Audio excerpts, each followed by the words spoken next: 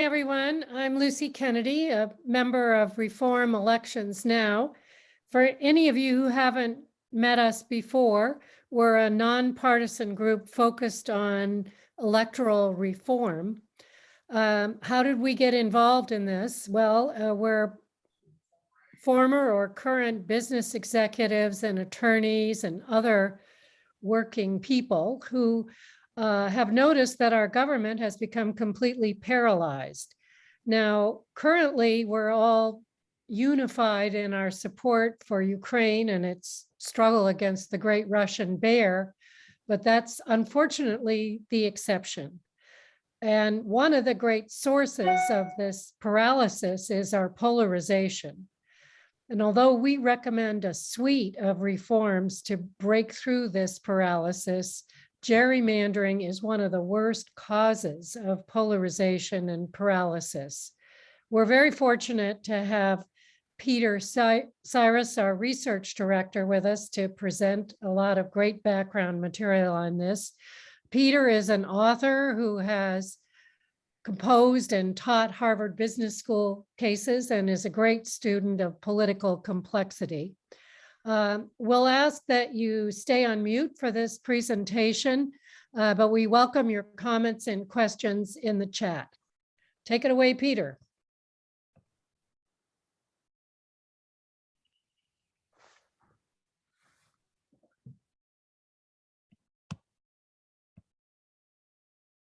Unmute. Okay, thanks, Lucy. So polarization is threatening our republic, and gerrymandering is helping it metastasize. Can the next slide? Herb, next slide. Somebody? Next slide. That's it. Okay. So in the past 30 years, the United States has become the most polarized country in the developed world. In this short time, competitive elections have become almost non-existent. Moderates have almost disappeared. The two parties have stopped talking to each other, and bipartisanship has become a four-letter word. Next. Next. Now, a huge gap has developed between the two parties. If you could see in 1994, the median of both parties was closely bunched together, and there were a high percentage of moderates. By 2017, the Democrats had shifted left, the Republicans right, with the middle largely empty. Now the separation is undoubtedly worse. Next. The competitive swing seats have virtually disappeared. In 1997, there were 164. In 2020, there were 72. This year, it's estimated there'll be less than 30. And Politico, using redistricting data, predicts that, Politico predicts that there'll be, can we go back to the slide we were on? Thank you. Next slide. No, other direction, Herb. Slide, click, one more click. Well, okay.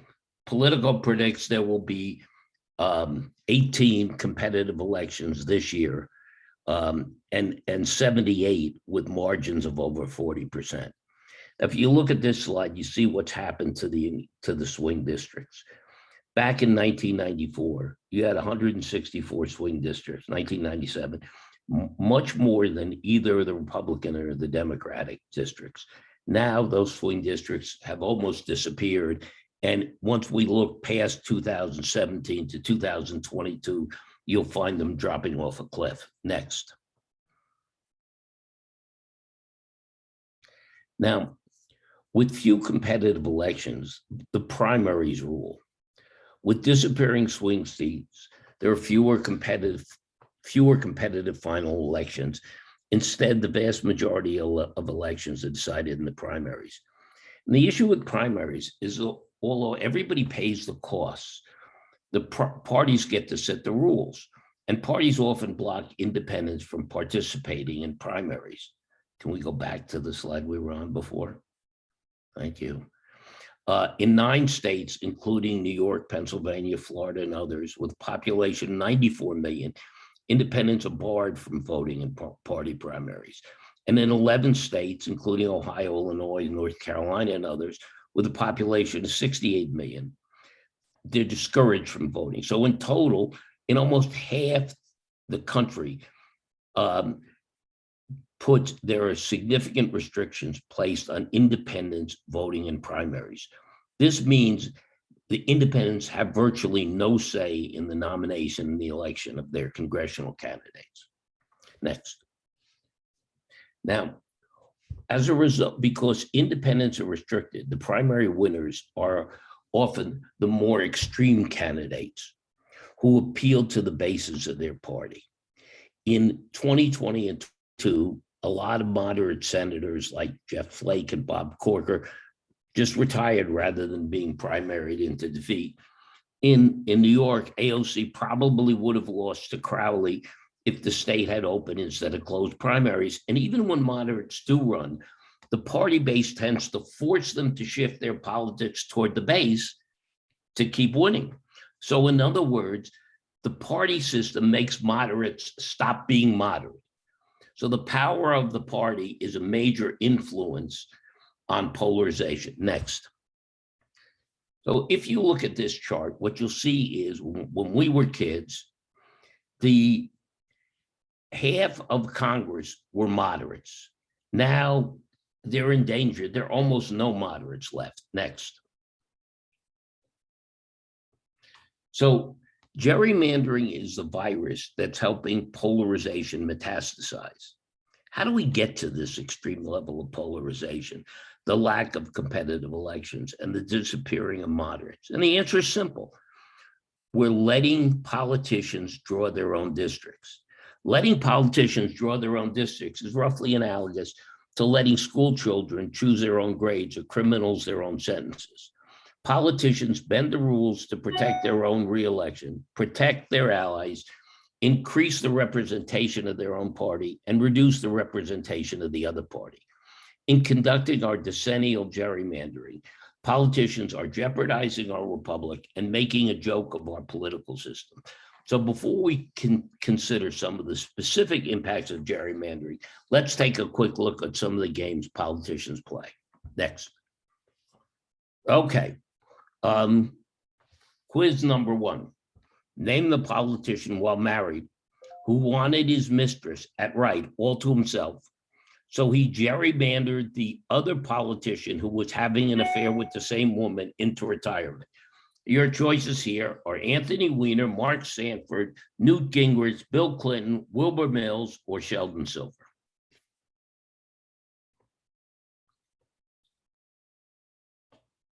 Herb, you want to put up the quiz? So you have a chance to vote right now for which of these great politicians. Give you another 10 seconds. Peter, you left out all of the above. No, it's for this particular woman. I didn't leave out all of the above. It's for this particular woman. Okay, and the winner is Mark Sanford. Mark Sanford gets, so far Mark Sanford's in the lead. Okay, thank you for the poll results. Okay, next slide. Next. Herb, next. Thank you. Well, the answer is Sheldon Silver. Okay, so those 4 of you who got Sheldon Silver, congratulations. Next, back to the Sheldon Silver slide, thank you. He was the Democratic Speaker of the New York State Assembly, and he was having an affair with that nice woman on the previous page. The Republican minority whip was also having an affair with the same assemblywoman. So to eliminate the competition, Silver told his caucus, our number 1 goal is to gerrymander the minority whip out of his district so it doesn't interfere with my sex life. And that's a really good use of gerrymandering. Unfortunately for Silver, who was later convicted of federal corruption charges and sent to Otisville prison, that probably wasn't good for his sex life. But the political lesson is clear. If you want to keep your job, do not share a mistress with someone who controls redistricting. Next. Okay, quiz number 2. Name the most successful politician ever to be gerrymandered out of running for office. And your choices are Dennis Kucinich, Adam Kinzinger, R.K. Butterfield, Hakeem Jeffries, and Barack Obama.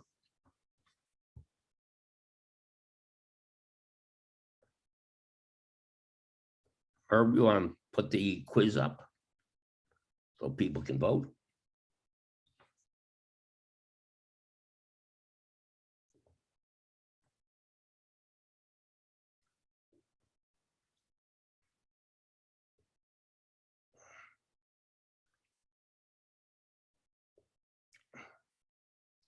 Okay, good enough for the quiz. Well, the winner of this quiz is Dennis Kucinich, and let's go look at the slides and see what happens.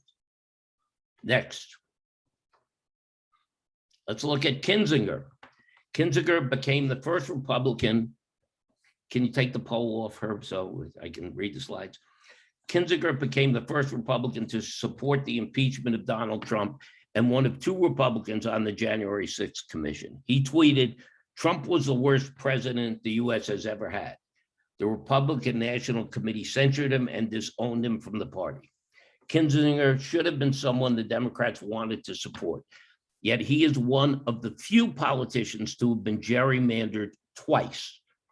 In 2012, the Democrats redistricted Kinzinger, giving him 2 choices. He could run against Jesse Jackson Jr. or challenge an incumbent Republican in a neighboring district. Rather than challenge Jackson, who was subsequently charged with mail fraud and resigned, Kinzinger ran against the Republican and won. 10 years later, to thank Kinzinger for his support, the Democrats once again gerrymandered him out of his district. This time, he had no choice and is forced to retire." Next.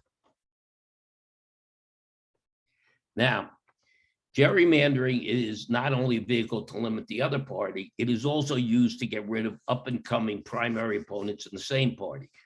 In 2000, Hakeem Jeffries, now the 4th leading Democrat in Congress, ran a strong campaign against an incumbent for the state assembly. The incumbent didn't want to run against Jeffries again, so he asked the power brokers to move Jeffries' home and a few others to another district. Now, if you look at the picture, what you'll see is there's Jeffries' home. It's marked by the little black dot, and they moved that 1 block to the other district. Jeffries couldn't run. And Jeffries summed up this process saying, "Politics can be pretty rough, but that move was gangsta." Next. Okay, also in Chicago in 2000, a state senator ran for Congress against a long-term incumbent. In 2002, the power brokers shifted a few houses, again, you can see the houses, of the state senator's home to another district so he could not run again. The good news was this new district was wealthier, so while he couldn't run for Congress, it did provide him with donors for future campaigns, and his name was Barack Obama. So if you were one of the people who picked Barack Obama, you were right. Now, if Democrats will gerrymander their best young politicians like Obama and Jeffries, is anyone safe? Certainly not Republicans like Kinzinger who come to their defense. Next. Now, if you want to understand the games politicians are playing, just look at the pictures of the districts they are drawing.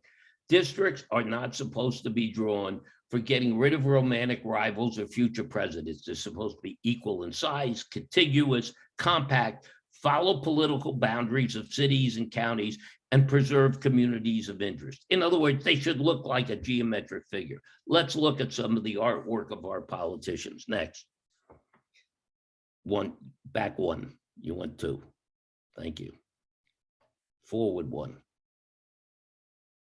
Okay, so we have the broken wing pterodactyl lying prostrate in Maryland, Goofy kicking Donald Duck in Pennsylvania. We have a duck in Ohio. We have earmuffs for Hispanics and a dragon eating a kangaroo for Blacks in Illinois. Next. In Texas, they love dragons in Texas. Look at all these wonderful dragons that they drew in Texas. And they got some dragons in Michigan too. Next. Look at these snakes. They love snakes. They got snakes in Florida. They got snakes in Illinois. They got snakes in Louisiana. And they got snakes in Ohio. And for you Dennis Kucinich fans, that's how they got rid of Dennis Kucinich. They drew this snaky district along Lake Erie. Dennis was on the right. Another Democrat was on the left. They put more people on the left and got rid of Dennis. Next. Other direction. Next. Now, politicians can pay to create customized districts. Now, here's the good news. The House of Representatives, they have a re-election rate of 94%. That's much higher than governors or senators, largely because the representatives can draw districts to play to their strengths and avoid their weaknesses. In 2001, the Democratic Party and 30 members of Congress paid Michael Berman, a redistricting consultant, brother of a congressman, more than $1.9 million to custom design their districts so that all of them would win, which they did. And as Representative Loretta Sanchez explained, if my colleagues are smart, they'll pay, and Michael will draw them a district they can win in. Those who refuse to pay, God help them. Next. Now, this is just wonderful ethnicity in New York. First, let's look at, we actually, unfortunately, I apologize to everybody. Herb put up not the latest version of the presentation, but an earlier one. So what this is called is gerrymandering. If you look at these things, and that's Jerry, gerrymandering, and it's named after Jerry Nadler, who's in District 10. Now, as you see, Jerry Nadler is the last remaining Jewish representative in New York. So they carved him out, all the Jewish districts in Manhattan, sneaking around into Brooklyn. And when they did that, they gave Maloney some of Nadler's nice people on the Upper East Side so that she could avoid losing in a primary to a more progressive. And if you look at Jeffries, you can see where Black folks live. And if you look at Velazquez and AOC, you can see where Hispanics live. Remember, these are supposed to follow county lines. Well, I don't think, if you look at AOC, that half her slug in Queens and half her slug in the Bronx exactly follow county lines. Next. Now, when you look at these pictures, your first thought probably was, it must be fun to get stoned and draw such crazy districts. Well, these examples may make gerrymandering seem like a joke. It helps polarization metastasize by isolating people by race, creating landslide elections, polarizing the population, protecting incumbents, eliminating moderates, and destroying bipartisanship. If we don't have fairly drawn election districts and more competitive elections, polarization will keep getting worse. Now let's see what's happening in 2020. If you look at these two charts, the old map is the one on the left. That's 2020. 2022 is the new map so far. And what's striking about these things is, if you look at the purple color in the middle, see how much smaller it's getting in 2022? Those are the competitive seats. And if you look at the blue and the red next to the purple color, those are the close, even, sort of reasonably competitive seats. And what you can see is both the competitive seats and the reasonably competitive seats are all pretty much disappearing. Next. Now, go back, you went 2 slides. Yeah. No, one, there's one, yeah. No, one more there. Let's look at what's happened in New York. And we're going to look at the estimates that Politico has. And these estimates are assuming the same people in the same districts and the same votes in 20 and 22, merely adjusting for the redistricting. So on using this Politico analysis, Republicans would lose 3 seats and the Democrats would gain 2. But perhaps more significantly, the number of seats determined by 5% or less drops from 4 to 0. The number of seats dropped by 10% or less drops from 8 to 2. In other words, besides the Democrats taking seats from the Republicans, they're basically, Democrats in New York are getting rid of any seats that could be competitive, further increasing polarization. Next. Now, this showed you the Trump districts are in red, the Biden districts are in black. Anything that's capitalized are districts that were by 10% or less. Next. If you look at Texas as an example, the same pattern. In 2020, Republicans won 8 seats by 5% or less. In 2022, none will be under 5%, and 7 of the 8 are more than 8%. Same kind of pattern is following with the Democrats. So in other words, once again, the Republicans not only picked up 2 seats, but they basically eliminated anything that's competitive. The average margin for victory for Republicans is 22.5%, and the average margin for Democrats is 38.5%. In other words, the Democrats only have seats that they can win by landslides. Next. Here's the Texas numbers. Same pattern. Next. Now, if you look at other states like Illinois, Georgia, Maryland, Oklahoma, you see exactly the same pattern. Next slide. Now, we can't wait 10 more years to address this problem. In the words of John Mecklin, redistricting is a matter of screwing the other guy into the ground by the political party that controls the state legislature. If we sleep while the politicians are playing the gerrymandering games, by the time we realize the fix was in and the election is over and redistricting is come and gone, not to show its leering face for a decade. And we just can't wait another decade. We can't change where people live or how they think, the way politicians act, and the results of this round of redistricting. But we can start now to change the way election districts are drawn and politicians are elected. Next. There are 3 ways to reduce polarization and elect more bipartisan candidates.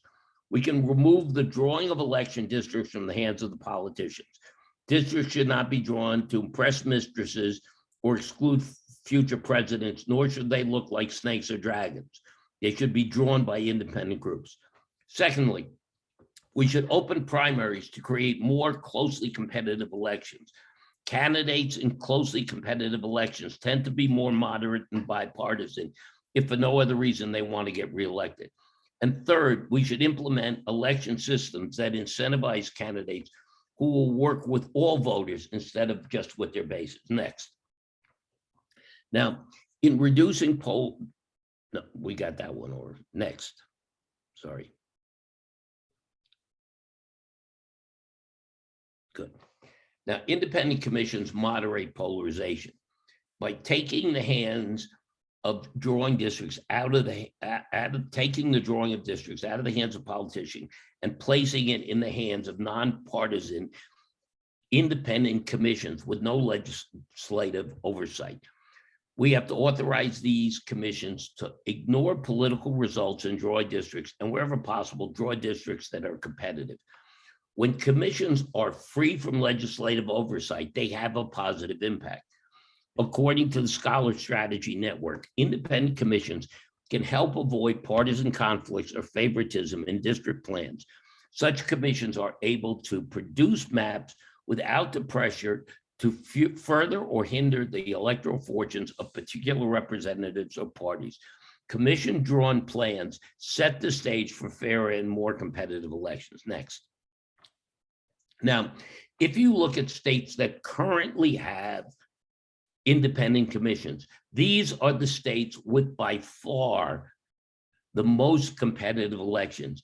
In Iowa, 3 of the 4 congressional seats are less than 5%. In Arizona, 2 are less than 2%, 1 is 8%, 3 others are 16% or less. Michigan, which went to an independent commission, used to be among the most gerrymandered.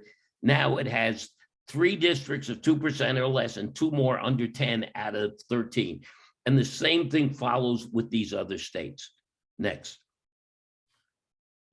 Now, the second step is opening primaries. It's real simple. If the primaries are closed to independents, the winner is going to be chosen from the party's base. If independents can vote, they will have a moderating influence. We should urge the parties to remove restrictions so independents can vote in primaries. That'll help decrease polarization. Alternatively, if parties are not willing to give up their power, which most aren't, we should tell independents to register with the dominant party. In Oregon, a state with closed primaries, 83% of new voters are registering as independents. They're just throwing their votes away and strengthening the base of the dominant party and increasing polarization. They should register with the dominant party and break its stranglehold from the inside. Next. And also, two voting systems we like a lot, top two nonpartisan and ranked choice, also appeared to work significantly well. Studies by Christian Gross and Charlie Munger Jr. of the USC Schwarzenegger Center show that those elected in top two elections were 18% more moderate than those elected in other elections. And that in California, after the implementation of top two, the level of polarization decreased 15% in the state assembly. And interestingly, after that, 27% of incumbents were defeated after the redistricting cycle, and 34% of winners, where you had two members from the same party, would have lost in the primary. So because these winners owe their victory to independents and members of the other party, they tend to be much more moderate. Now let's look at a couple of just real examples quickly. In this election, Mike Eng, if you notice, won the primary by a huge margin. He was endorsed by Monica Garcia, who came in third, huge margin. This was the party establishment candidate. And yet he lost to an independent Democrat in the final election. Next. In these two examples, you had Republicans who won over 50% of the vote in the primary and lost in the final election to moderate candidates. Next. So ranked choice voting appears to have the same moderating impact on polarization. With many minor candidates, these elections are more difficult to manage. In many of these elections, the winner is the one who can get the most second and third and fourth place preference votes, building a broad coalition. This means the winner owes his or her victory to other candidates with other interests. In general, this means the elected candidate will be less reliant on the base of the party and more reliant on a broader coalition. Next. Now, some of you may have looked at the previous slides and said, yeah, none of this really matters. Politicians are far too polarized to give a damn. We think that when freed from the control of their parties, politicians can act in surprising ways. So if we take the most controversial votes in memory, the two impeachments of Donald Trump, and see which politicians stood up against their party, what's interesting is a substantial percentage came from districts that were highly competitive or leading towards the other party, states that use nonpartisan or ranked choice voting, and or people who were planning to retire. In other words, in elections where politicians were not dependent on the future will of their party, they were willing to show some backbone. Next. Now look at the senators who voted for the second impeachment. Two, Susan Collins and Lisa Murkowski, came from states that used or would use ranked choice voting. Two, Bill Cassidy and Ben Sasse, came from states with nonpartisan primaries. Two retired, and one, Mitt Romney, was a former presidential candidate. So in other words, of the 5 senators who remained in office, 4 came from states with ranked choice voting or top 2 nonpartisan election systems. Next. You see the same pattern in Congress people crossing the line. 10 Republican Congress people voted for Trump's impeachment. 3 came from the states with the top 2 primaries. 3 came from districts that were highly competitive or strongly pro-Biden. Kinzinger knew he was going to get gerrymandered no matter what, and his only hope was to be nice to the Democrats. And okay, we're jumping all around. And Liz Cheney came from a state with 1 congressional district, and all 3 Democrats came from Republican districts, and 1 Jared Golden came from a district with ranked choice voting. Next. So what we've seen is that changing the electoral system really does lead to more moderation. So let's just review what we've said. What we want is to legislate for independent redistricting commissions. That is going to take 10 years, but unless we start now, we'll be stuck with the system that we have for another 20, 30, 40, or 50 years. We need to have independent commissions who draw political boundaries to consider electoral competitiveness, and without regard to letting Sheldon Silver keep his mistress, or keeping Barack Obama out of office. Next. We need to open primary elections so that it's just not the base of the party choosing the candidate and hence the final election. And as I said before, if independents, if they won't open the primary election, then tell independents, get off your butt and register with the dominant party. Next. And we should support new forms of election systems, such as top 2 nonpartisan primary and ranked choice voting. And here's an example. Louisiana is a good Southern Republican state. It's 3 of the past 4 governors have been Democrats. And the reason is that the state uses the nonpartisan top 2 system. These systems, if you look at whether it's the votes in the Trump impeachment or whatever, what top 2 and ranked choice voting have shown is candidates are willing to be much more moderate if they're not solely reliant on their bases. Next. So the conclusion is that we can't control where people live or what they think, but we can, if we want to reduce polarization and the impact of gerrymandering, we should establish independent redistricting commissions, eliminate restrictions on independents from voting in primaries, and work to see states adopt new voting systems like top 2 nonpartisan or ranked choice voting. So thank you very much.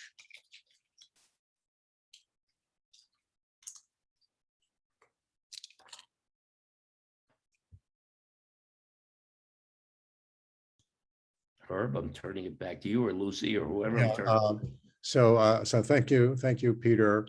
Now we would like to ask people to make comments or ask questions. You can do it by going to the bottom of your screen where you see reactions, and you can raise your hand. And if you do that, we'll call on you in order. Or if you have a question, you can put it in the chat box as well. We have almost 40 people on this call, so we should have some kind of process for dealing with those who wish to talk. So go to the reactions and hit the raise your hand, or go to the chat box and let us know that you'd like to make a comment or ask a question.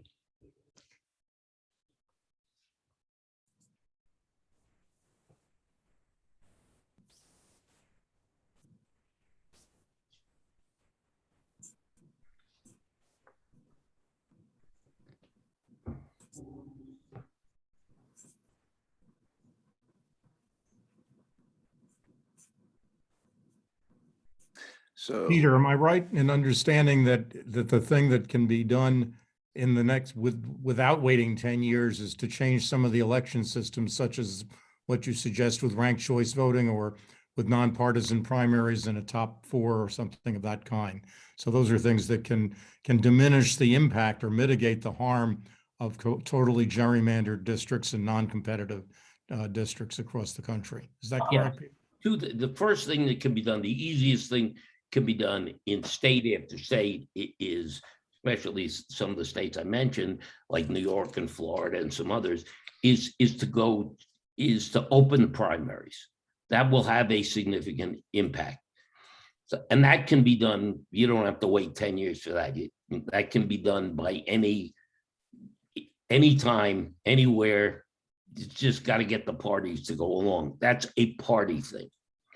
The second thing that can be done, as you pointed out, is changing the election system. This will be, for example, in 2022 will be the first time that ranked choice voting will be used in Alaska. For those of you who don't know, in 2010, Lisa Murkowski, who's the current moderate Republican senator from Alaska, lost in the Republican primary and had to stage a write-in to get elected senator. And now, because of what she went through, Alaska is going to a ranked choice voting top 4 system. And those can be states, those are up to states, and states can legislate new election systems anytime they want. Earl Sedlick has a question or a comment. Earl, unmute yourself. Yeah, can you hear me? Yes. Oh, good. Okay, so this is all very interesting, but we know that when a politician is elected, they spend 90% of their time just raising capital to run their next campaign. And I wonder how this effect of the more broadly responsive electors will be able to campaign strongly if they don't have a path to the dollars. You know, it's very interesting that you bring that up. And actually, since you are from Seattle, we have all the things you like. Well, but I also happen to know that Seattle passed a law that made basically in your taxes, you automatically give money. Individuals can automatically give money for campaign contributions. And, okay. I just did want to. Can people mute if you're not talking, please? Sorry, I don't know what happened to Earl, but anyway. And what's interesting is that the results of that, which would seem to benefit the people without money, actually went the other way and seemed to benefit the people on the extreme. And we are actually going to be having a presentation on money in politics, which has some, which ends up having some counter intelligence. It ends up having results different from what you would have thought, Earl. Next, Harry Greenberg. Unmute yourself, Harry. First, I have to say hello, Peter. Hello, Harry. Peter, it seemed to me that a lot of the mechanisms you've talked about require some power at the level of state legislation. So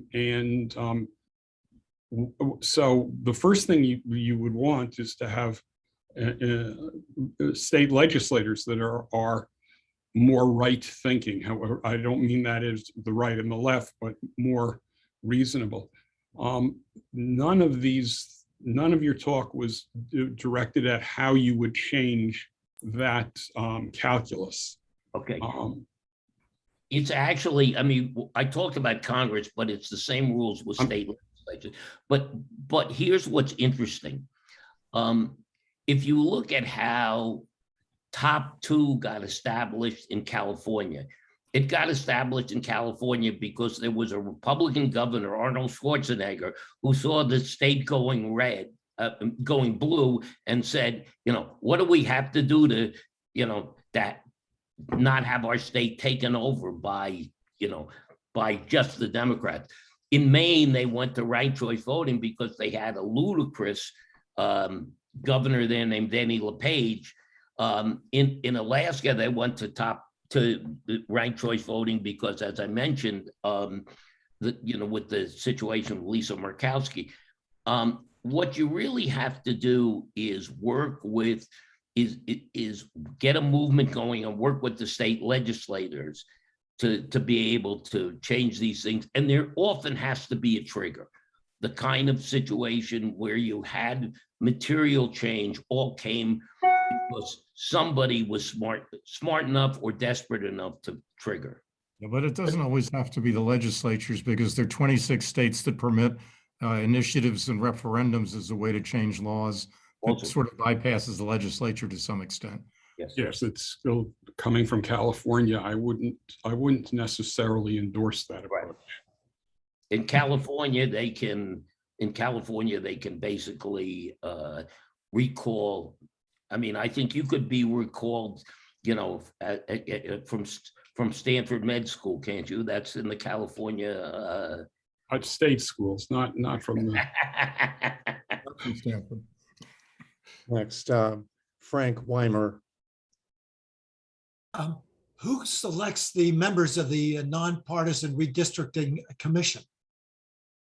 Okay, in most, it varies by state to state, and some states do it right and some do it wrong.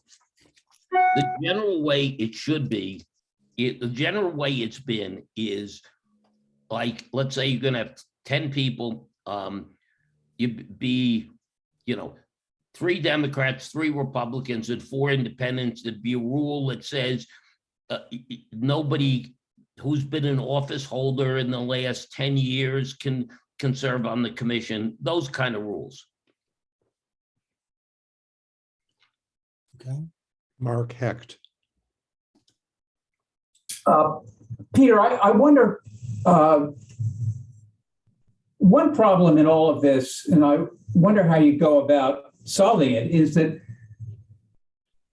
I don't think many people actually know what is going on. For instance, in Illinois, which recently, where I have lived for 25 years, which recently passed one of the apparently worst redistricting measures in the country, there was no news coverage of it until the very end, except for an article in the Wall Street Journal.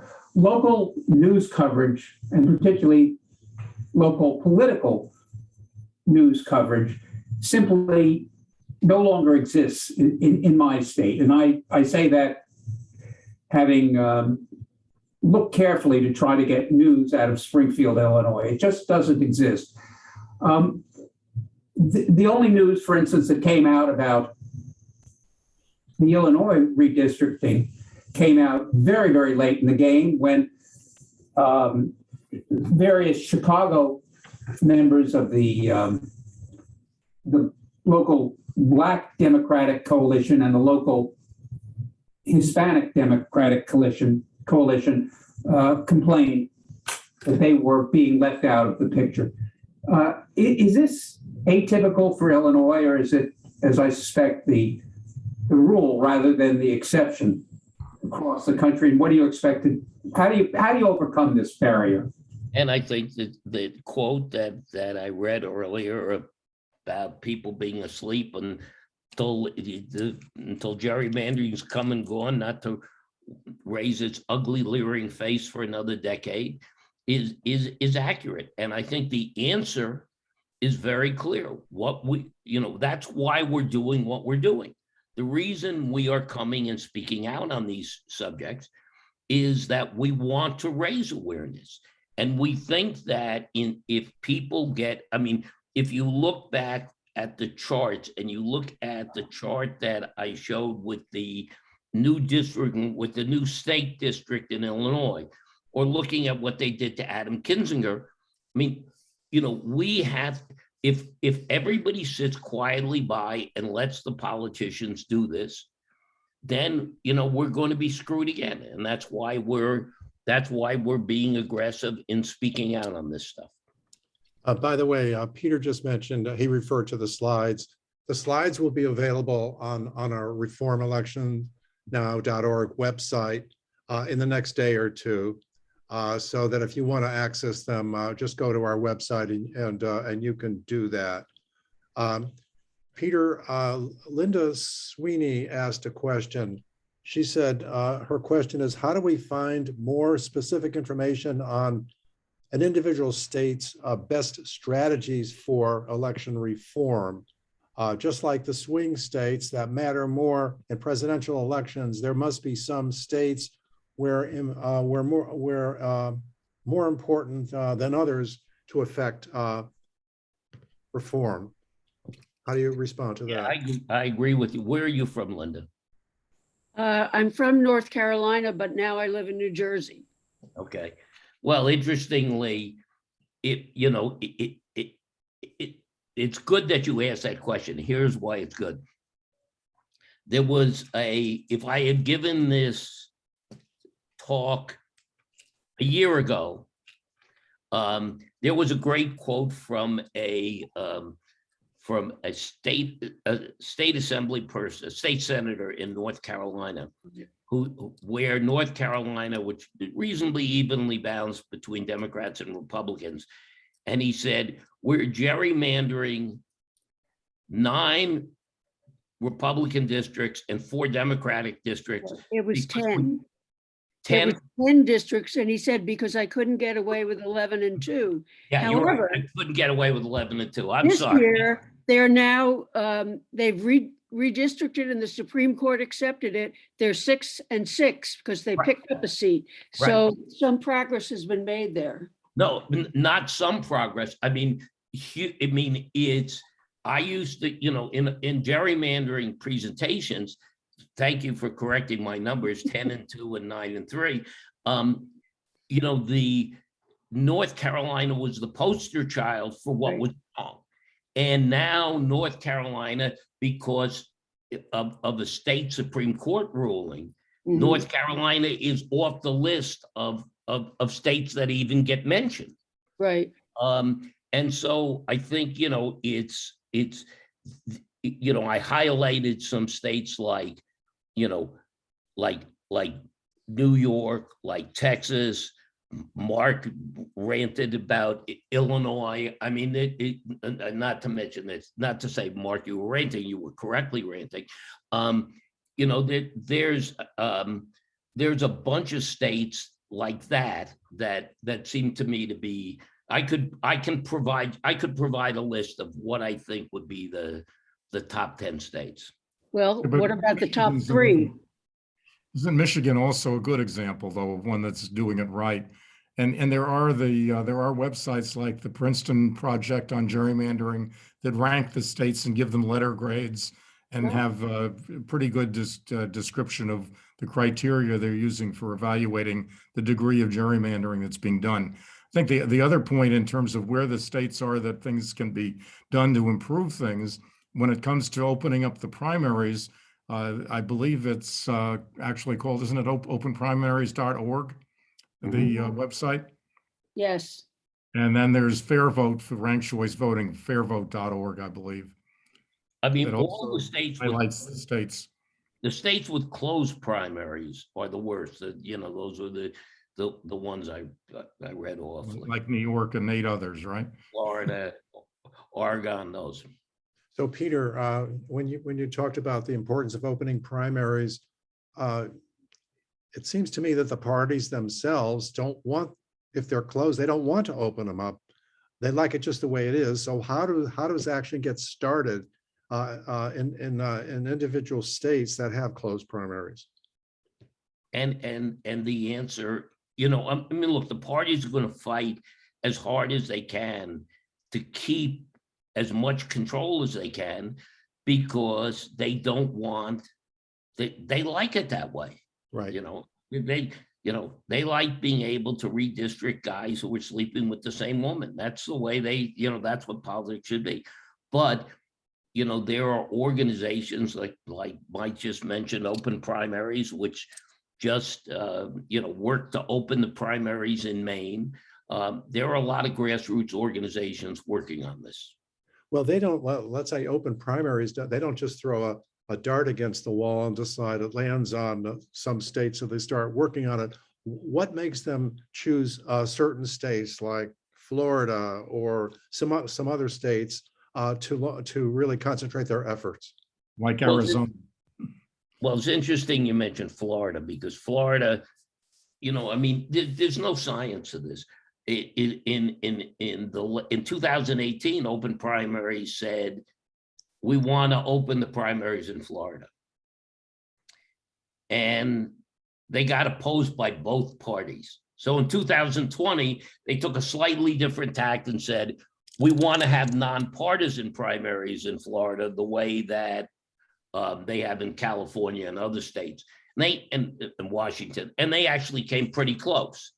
There's not one size fits all. It's, you pick an area and you come up with a solution that would work best in that area, given what the political circumstances of that area is.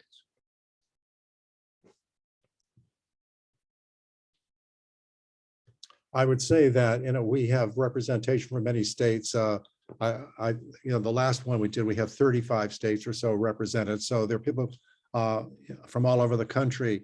It seems to me that if individuals, wherever they are, got interested in what's happening in their state, if they got some interest and got something going, organizations like open primaries or fair vote would be happy to come in and support that. I mean, that's what they're there for. Mm-hmm. And we can help that facilitate that relationship. We do know the people and they listen to us. So if you come to us, if you find any resistance to getting to the right people, otherwise, feel free to contact us.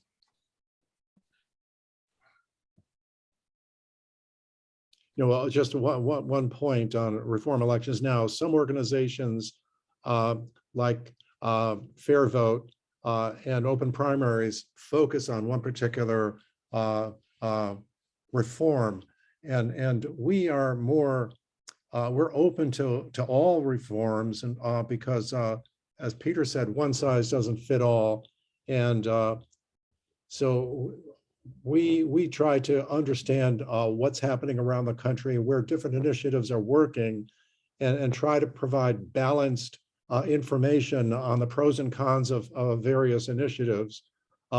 And that's really what Reform Elections Now stands for.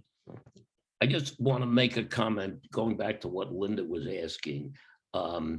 There are still a few states, that the 8 states like Ohio, Pennsylvania, some others, that are either haven't finished their drawing of districts, or it's still in the courts. And depending how those end up, that would likely change the order of some of the names on my list.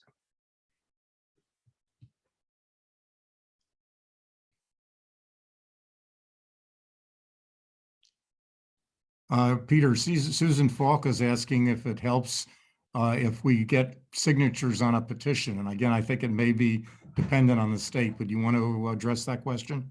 Well, as you alluded to earlier, I mean, there are states where there are legislative initiatives where you could say, okay, we're going to put this on the ballot, which is what, for example, they did with open primaries in Florida. And there's states where you got to go knocking on the doors of the politicians. So it depends on on the particular state and what legislative rules they have.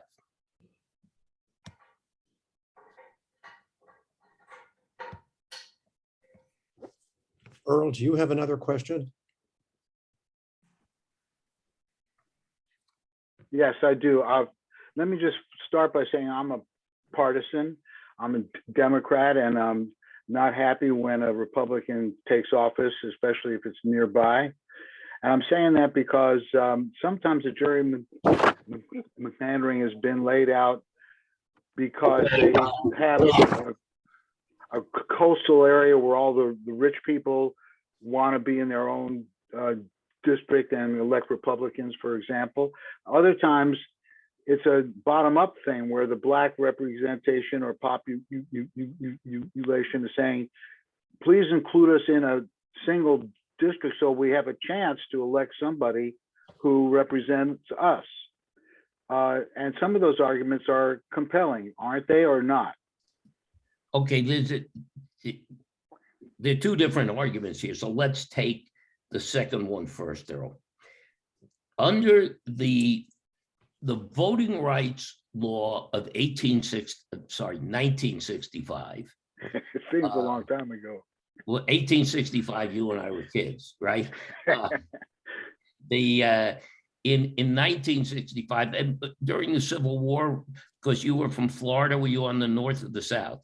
In 1965, the Voting Rights Act said there should be majority minority districts. There should be districts where minorities would be in the majority and could serve. In 1965, this was a very positive thing. It gave minorities the chance to get elected. By this point, it's become the third rail of redistricting. And the reason I call it the third rail is that the minorities have in state after state, minorities have carved out districts where, you know, they're now 80% or 85%. The Democrats are happy to have the minorities elected, and the Republicans are happy to have all the minorities in one district so they can gain the majority in the other district.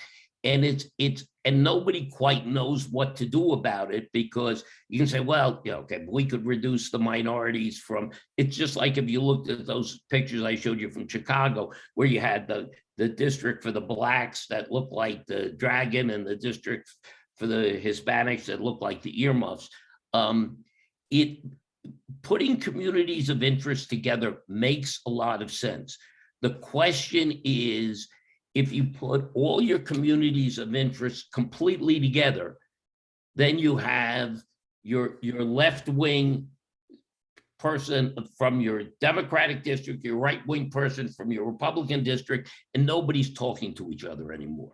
And it's one of the reasons that you have competitive governor elections, gubernatorial elections, but not state legislature. If you look at the state legislature elections, it's something like 47% of all state legislators ran unopposed in the last election.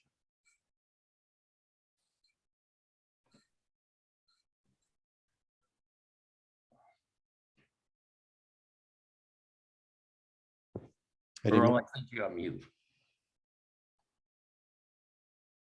That is correct. From 1965 onward, there was that commitment, and then it dissolved. The situation. It didn't dissolve. It's still in effect. I thought that the Supreme Court threw out those provisions in that recently. No, the Supreme Court recently threw out some similar related, a small variation on that, but the Voting Rights Act is still in effect. Okay. Well, I understand what you're saying. Thank you for that. Any other comments or questions? I wonder, Peter, Mike, if you want to talk about one of our upcoming programs that will deal with the Electoral Count Act and what's being done to try to change that. Well, I think this is an example where we're actually working towards a bipartisan solution, but there are 3 congressional committees working on trying to reform the legislation that was essentially giving Donald Trump the rationale for why he might overturn an election using what I would call the rule of law, basically using laws that were written in the 19th century that are very bad laws because they're ambiguous and sometimes basically undemocratic. And I think there are groups from both the Republican and the Democratic parties who recognize that these are not good for our democracy, that they create or incent politicians to try to abuse law and to use it in a way that's basically unjust. So there is work going on these 3 committees. At least one of them is clearly bipartisan with 8 Republican and 8 Democratic senators.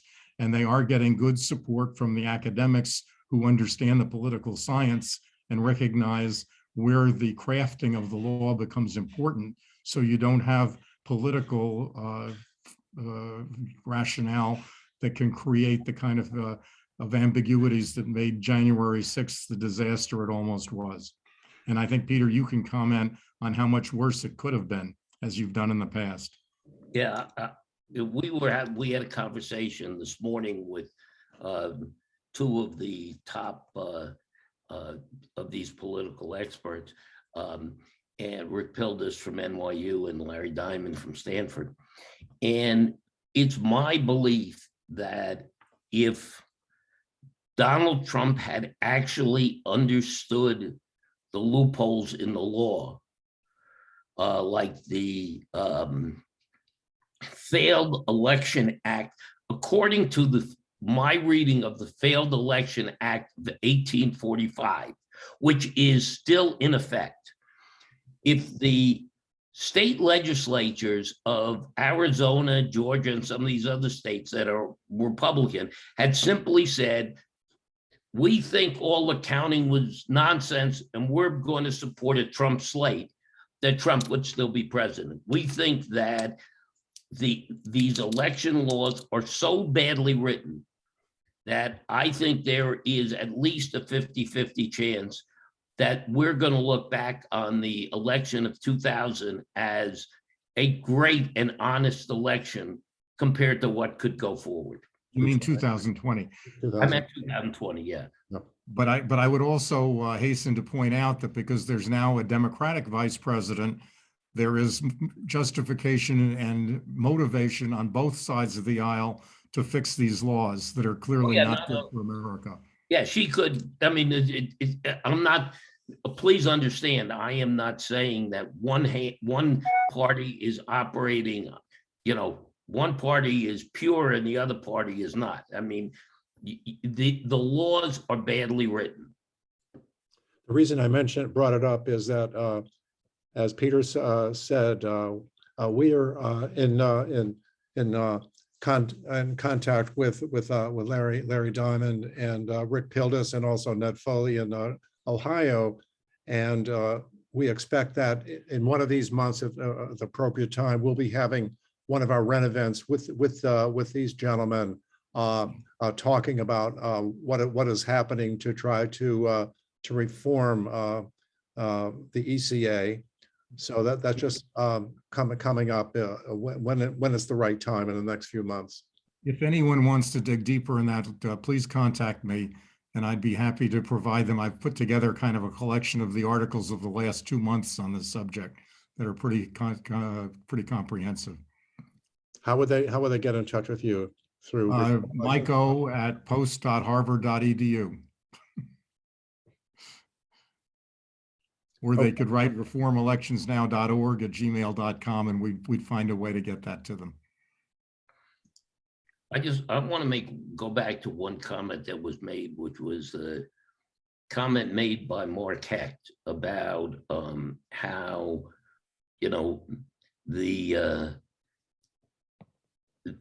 all this was done nobody talked about this until everything was in his state, in Illinois, until everything was basically accomplished and there was no place for anybody to yell and scream or protest. And, I think this is the way the politicians like it. The politicians, don't want people to know that they're gerrymandering to protect, their sex life or stop Barack Obama from running for office or whatever. And if we sit quietly, we're basically giving up our democracy. So our goal is that people yell and scream. Mike, I wonder if we should just sum it up and just thank everybody for participating in another Ren event. anything else to say? Mike, you look a little bit tired. Where are you calling from, and what time is it, I'm in Mike? Paris at the moment, and it's well after midnight, and I'm still jet lagged, so I was up at 5 this morning, but I'm very happy that the event was well attended, and I hope people recognize that this work does require energy, and it takes a long time to fix some of these things, but others need to be fixed now. So let's keep awareness and keep moving. I think we had a good call tonight. Thanks everyone for attending, and look forward to future events. Thank you.